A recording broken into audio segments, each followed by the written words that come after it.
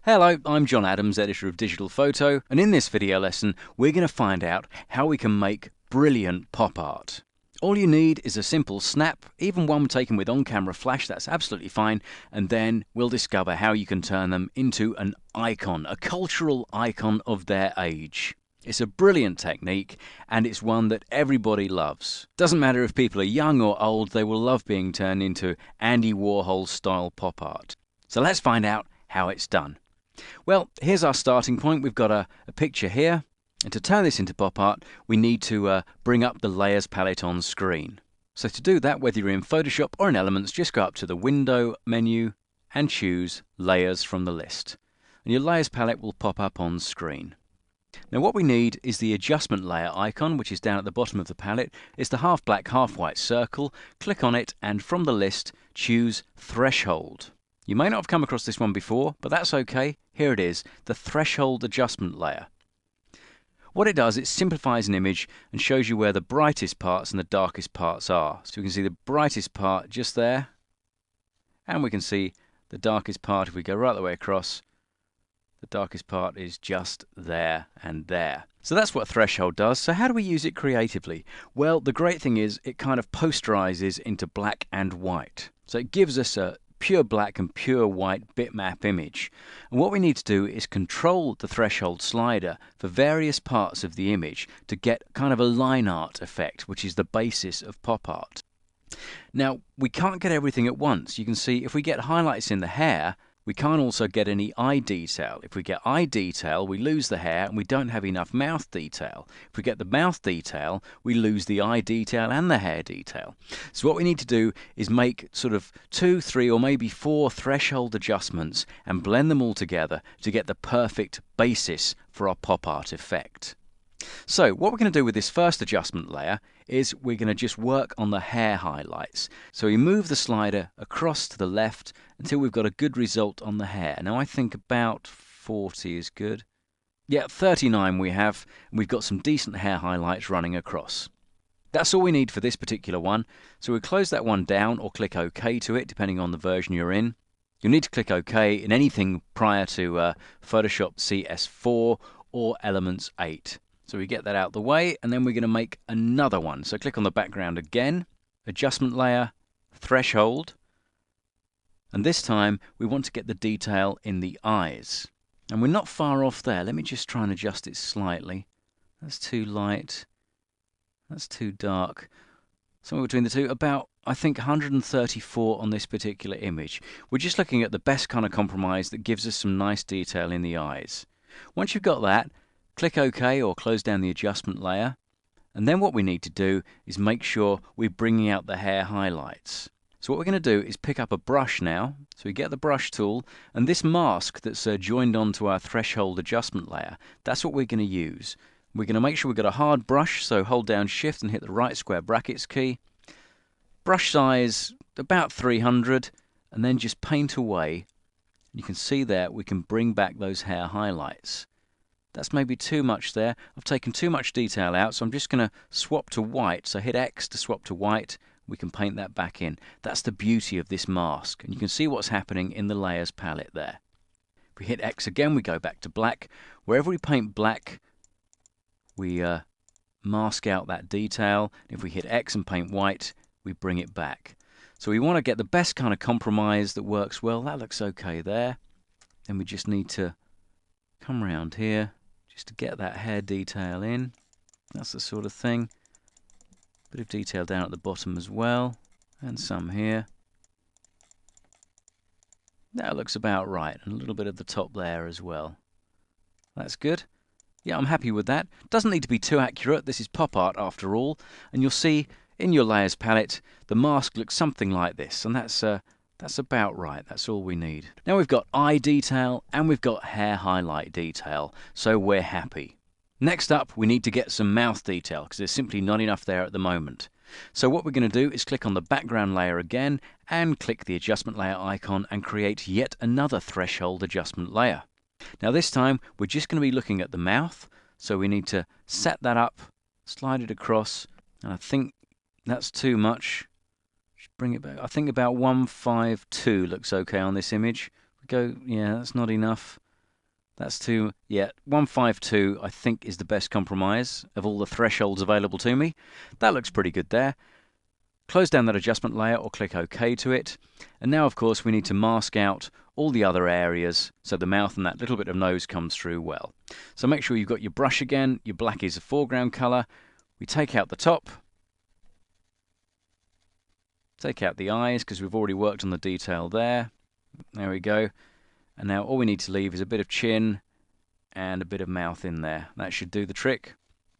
And you can check your mask there.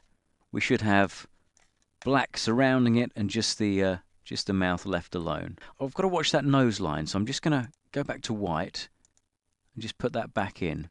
I think that's okay there. Yep, I'm happy with that. So we've got the mouth and the nose with some detail there. The eyes are looking good. The hair highlights are looking good. I think our threshold masking is done. So with the hard work done, now comes the fun. And what we're going to do is paint in the face first of all. So click on the top layer here, the top threshold adjustment layer, because what we're going to do is make a new layer for our color work. So make sure you're up the top of the stack and then just click on the create a new layer icon. That gives us a layer 1 right at the very top. I'll just expand the layers palette so you can see everything that's going on. Okay, now we need a special blending mode on this layer, so we're going to click where it says normal and we're going to choose multiply. And this is the layer where all our colours are going to be put together. Now we need to choose some colours, of course, so we'll go up to window and we'll pick the colour swatches. There it is there. Just called swatches in the full version of Photoshop, colour swatches and elements. We've got a lot of options here, but we need to pick a good skin tone. For pop art you can have anything you like, but I'm going to pick something that's roughly equivalent to a flesh tone. Let me see, something like that. Yep, maybe that light red-orange there in elements. I'll click on that and that will be imported into the foreground here. Now I've got a brush selected. I need a hard edge because everything's hard edge with pop art. And what we're going to do is paint the face. That's where the fun starts. We just paint over.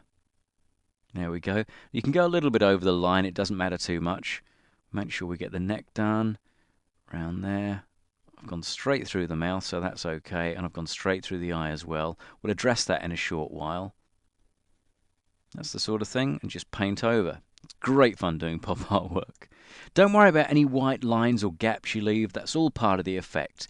It was all done originally by silk screen printing, and nothing ever matched up perfectly, so that's okay to leave a little bit of a gap here and there.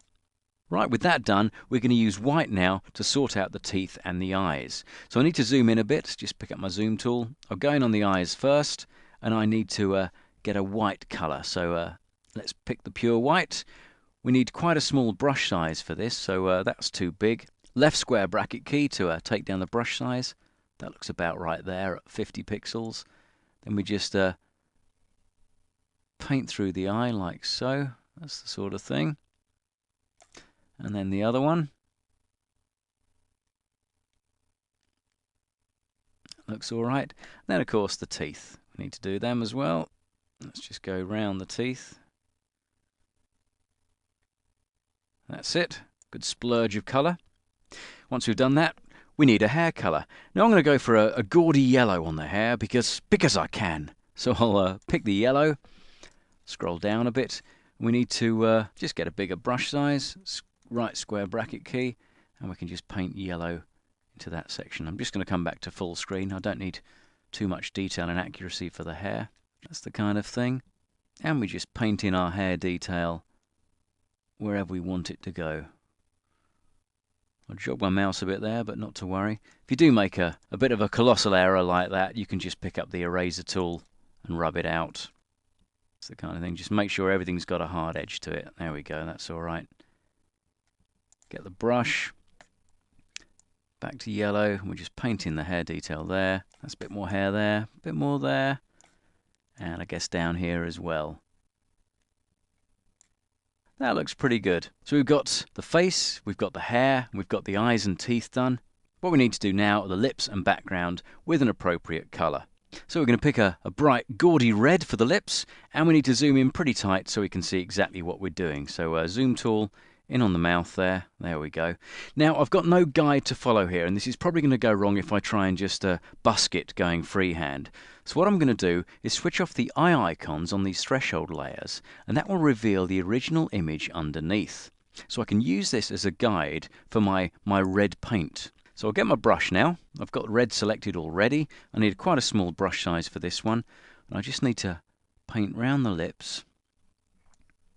I can adjust brush size as I go. That's the sort of thing.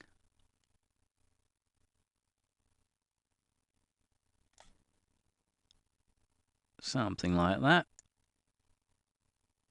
All the way around into the corners. There we go. And then I just need to take the lips across the top as well.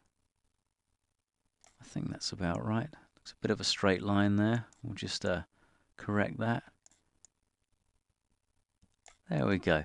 Now that should be just about okay. We can always adjust it if we need to. But let's take a look at that now. If we just come back out to full screen and we'll now switch these threshold layers back on. That's pretty good.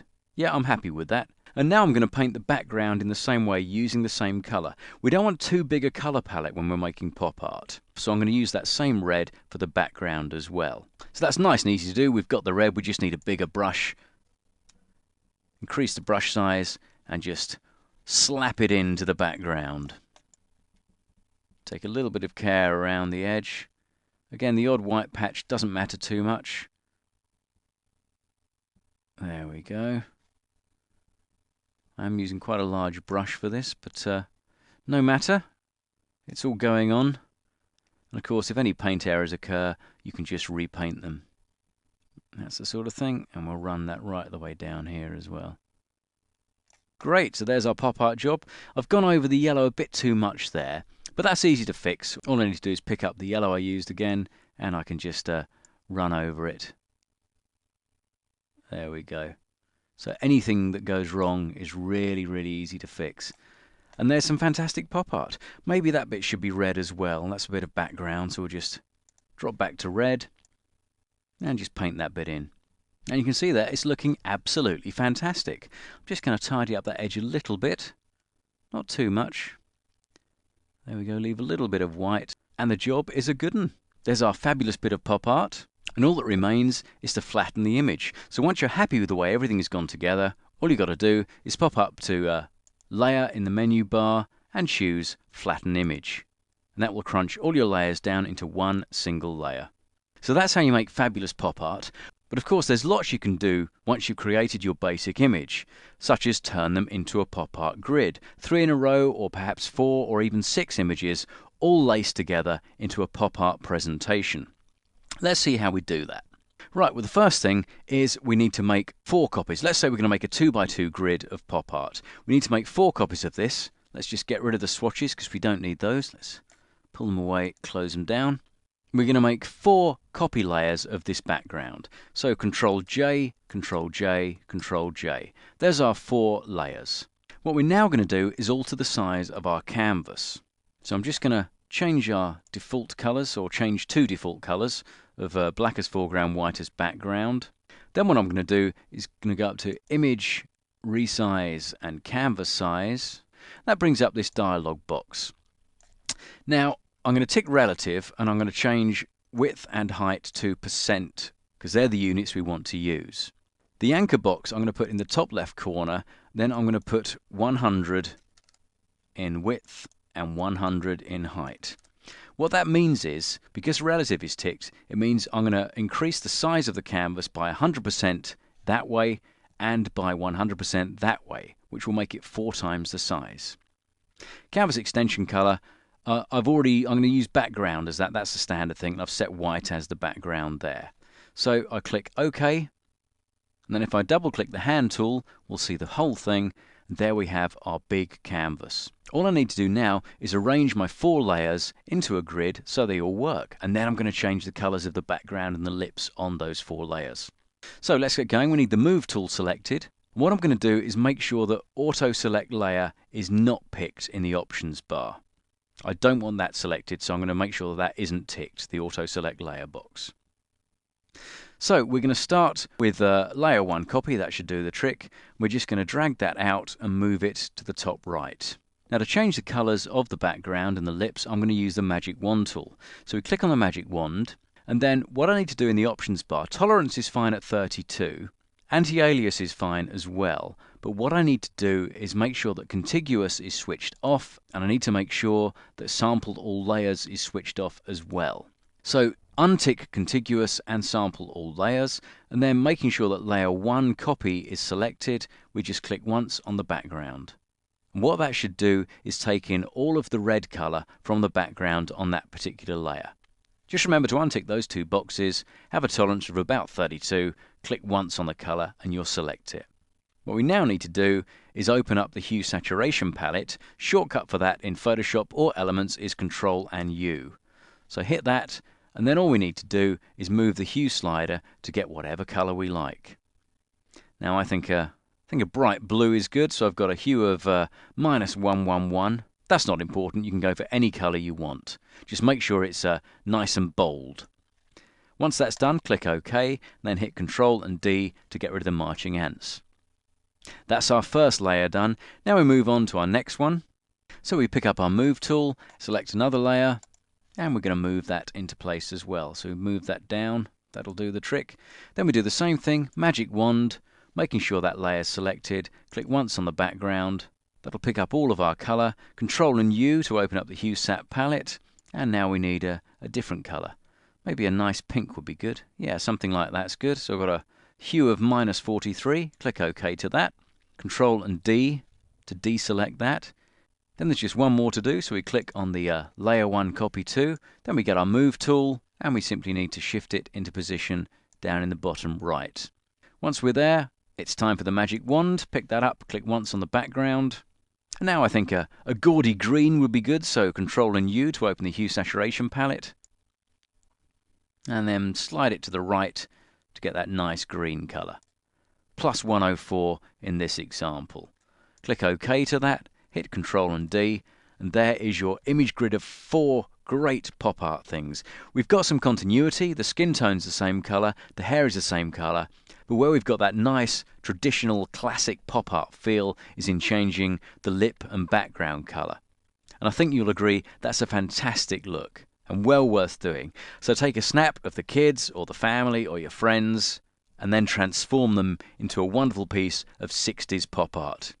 Enjoy that technique, I know you will. Thanks for watching.